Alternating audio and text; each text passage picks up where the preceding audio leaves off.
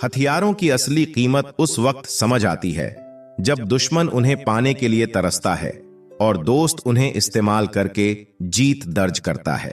यह कहानी सिर्फ हथियारों की नहीं, बल्कि एक सधी हुई कूटनीति की है जिसने दुश्मनों को चौंका दिया और दोस्तों को मजबूती दी।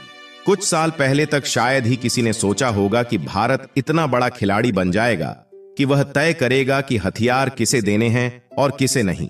लेकिन यह भारत है, जब कदम बढ़ाता है तो उसकी गूंज दूर तक सुनाई देती है। आर्मेनिया की हालत बिगड़ रही थी। अजरबैजान उसके सामने ऐसे खड़ा था जैसे वह सब कुछ जीत कर ही मानेगा। लेकिन कहते हैं ना, मौके पर सही चाल ही जीत दिलाती है।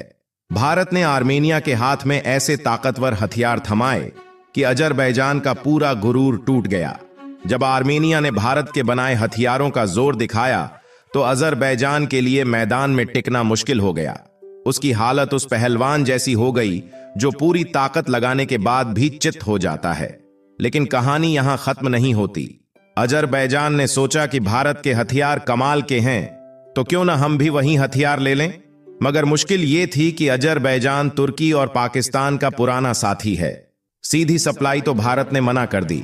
उसने किसी तीसरे देश के जरिए हथियार खरीदने की कोशिश की, लेकिन भारत ने उस चाल को भी भांप लिया और कोई जवाब नहीं दिया।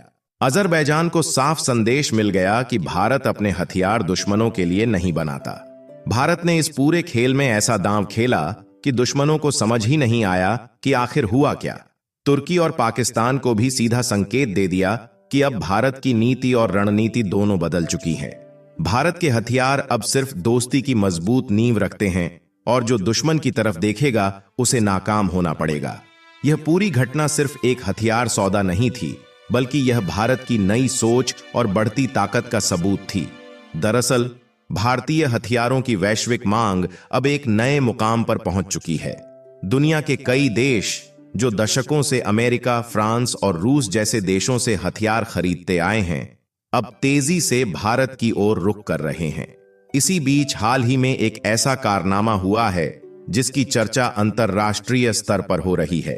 बड़े बड़े देश भारत की कूटनीति और सैन्य ताकत की सराहना कर रहे हैं।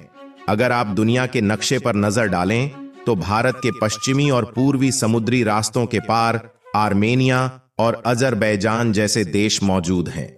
यहां पाकिस्तान और तुर्की भी दिखाई देंगे जो अजरबैजान के घनिष्ठ मित्र हैं। इन तीनों देशों का आपसी रिश्ता इतना गहरा है कि जब भी कश्मीर का मुद्दा उठता है, तुर्की और अजरबैजान हमेशा पाकिस्तान के समर्थन में खड़े